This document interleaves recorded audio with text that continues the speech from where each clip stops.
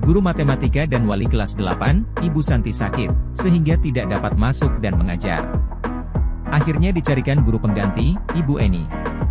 Ibu Eni baru 2 tahun menjadi guru SMP.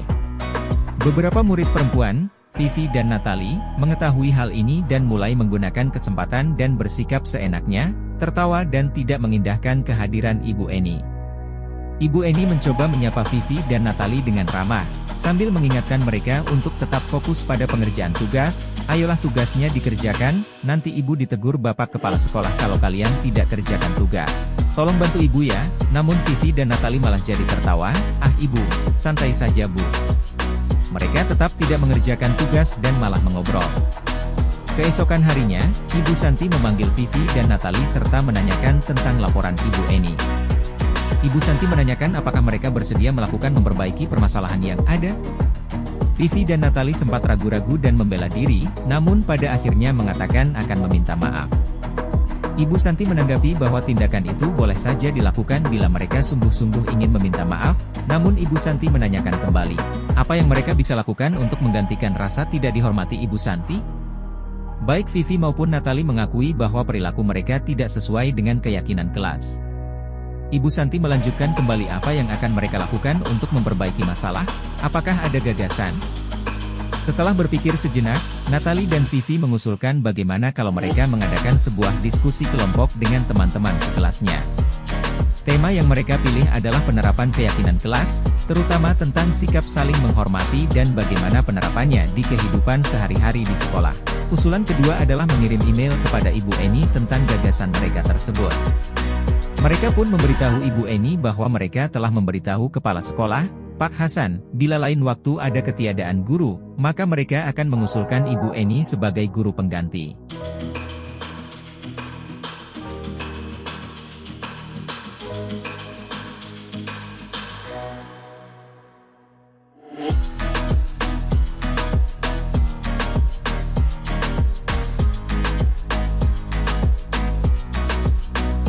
Kasus 2. Sabrina hari itu bangun terlambat dan terburu-buru sampai di sekolah. Dia pun akhirnya sampai di gerbang sekolah, tapi baru menyadari kalau tidak menggunakan sepatu hitam seperti tertera di peraturan sekolah. Di depan pintu kelas, Bapak Lukman memperhatikan sepatu Sabrina yang berwarna coklat. Sabrina berusaha menjelaskan bahwa dia terburu-buru dan salah mengenakan sepatu. Pak Lukman menanyakan Sabrina, apa peraturan sekolah tentang seragam warna sepatu? Sabrina menjawab sudah mengetahui sepatu harus berwarna hitam, namun terburu-buru dan salah mengenakan sepatu. Selain tidak mungkin kembali pulang, karena rumahnya jauh sekali. Pak Lukman tetap bersikeras pada peraturan yang berlaku dan mengatakan, ya sudah, kamu sudah melanggar peraturan sekolah. Kamu salah, sudah terlambat, salah pula warna sepatunya. Segera buka sepatumu, kalau tidak bisa mengenakan warna sepatu sesuai peraturan. Sabrina meminta maaf dan memohon kembali kepada Pak Lukman, agar tetap dapat mengenakan sepatunya, dan berjanji tidak akan mengulang kesalahannya. Namun Pak Lukman tidak mau tahu. Tidak, kamu telah melanggar peraturan sekolah. Kalau tidak sanggup ambil sepatu di rumah, atau diantarkan sepatu ke sekolah, ya sudah kamu tidak bersepatu saja seharian di sekolah. Sekarang copot sepatumu dan silakan belajar tanpa sepatu seharian. Sabrina pun dengan berat hati mencopot sepatunya dan memberikannya kepada Pak Lukman. Seharian dia tidak berani berkeliling sekolah karena malu, dan lebih banyak berdiam diri di kelas tanpa alas sepatu.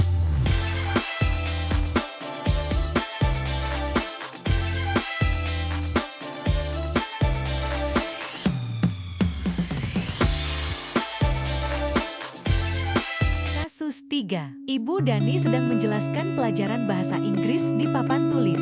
Namun beliau memperhatikan bahwa Fajar malah tidur-tiduran dan tampak acuh tak acuh pada pelajarannya. Fajar coba jawab pertanyaan nomor 3. Maju ke depan dan kerjakan di papan tulis.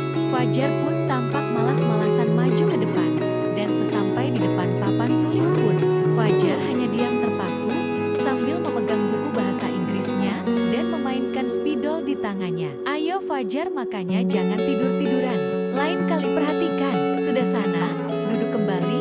Kira-kira siapa yang bisa? Fajar pun kembali duduk di bangkunya. Hal seperti ini sudah sering kali terjadi pada Fajar, seperti tidak memperhatikan, acuh tak acuh, dan nilai-nilainya pun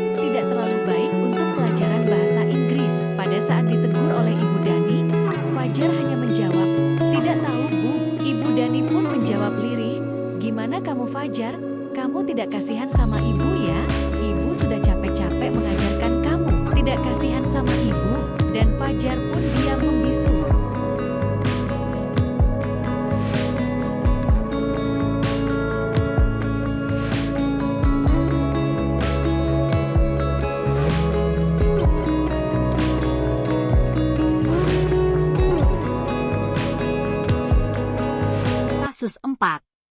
Anto dan Dino sedang bermain bersama di lapangan basket, dan tiba-tiba terlibat dalam sebuah pertengkaran adu mulut. Dino pun menjadi emosi dan mengadakan kontak fisik, menarik kemeja Anto dengan kasar, sampai 3 kancingnya terlepas. Pada saat itu guru piket langsung melerai mereka, dan membawa mereka ke ruang kepala sekolah. Ibu Suti sebagai kepala sekolah berupaya menenangkan keduanya, terutama Dino. Dino, sepertinya kamu saat ini sedang marah sekali. Mendengar itu, Dino pun mengalir bercerita tentang kekesalan hatinya. Ibu Suti pun melanjutkan bahwa membuat kesalahan adalah hal yang manusiawi, dan bahwa mempertahankan diri adalah hal yang penting.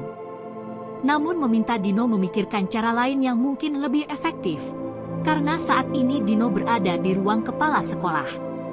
Ibu Suti melanjutkan bertanya tentang keyakinan sekolah yang disepakati, serta apakah Dino bersedia memperbaiki kesalahan yang telah dilakukan terhadap Anto? Dino pun akhirnya perlahan mengangguk.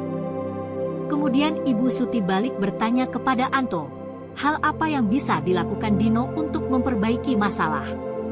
Anto menjawab, saya perlu kancing saya diperbaiki, Bu. Ibu saya akan sangat marah kalau melihat kancing baju saya sampai copot 3 kancing begini. Ibu Suti pun kembali bertanya ke Dino apakah yang akan dia lakukan untuk menggantikan 3 kancing Anto yang terlepas. Dino berpikir sejenak, namun menjawab, wah tidak tahu, Bu. Saya lem kembali mungkin ya, Bu? Ibu Suti berpikir sebentar dan menanggapi, kalau dilem akan mudah terlepas kembali Dino. Bagaimana kalau kamu menjahitkan saja? Bersediakah kamu? Dino tampak ragu-ragu dan menanggapi, menjahit? Mana saya tahu bagaimana menjahit, Bu. Ibu Suti meneruskan, apakah kamu bersedia belajar menjahit? Dino berpikir sejenak, memandang ke meja Anto, dan menanggapi, yang mengajari saya siapa, Bu? Dengan cepat Ibu Suti menjawab, Pak Irfan, guru tata busana. Dino kembali diam sejenak, memandang ke meja Anto yang tanpa kancing. Akhirnya Dino mengangguk tanda menyetujui dan sepanjang siang itu Dino belajar menjahit dan memperbaiki kemeja Anto. Terakhir kali terlihat kedua anak laki-laki tersebut, Dino dan Anto pada jam pulang sekolah. Mereka sudah bercengkrama dan bersenda gurau kembali.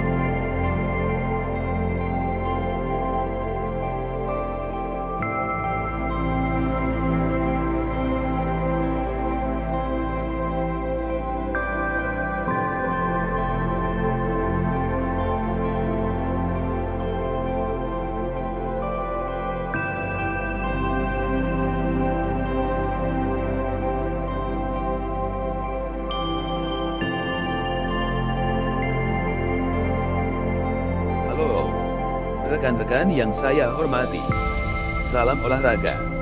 Semoga kita senantiasa dalam keadaan sehat dan bugar setiap harinya. Saya ucapkan terima kasih telah menyimak video ini hingga selesai. Bila ada kritik dan saran yang membangun, silahkan ketik di kolom komentar. Saya, Wawan Maryuki, CGP Angkatan 10 Kabupaten Situbondo. Terima kasih dan salam olahraga.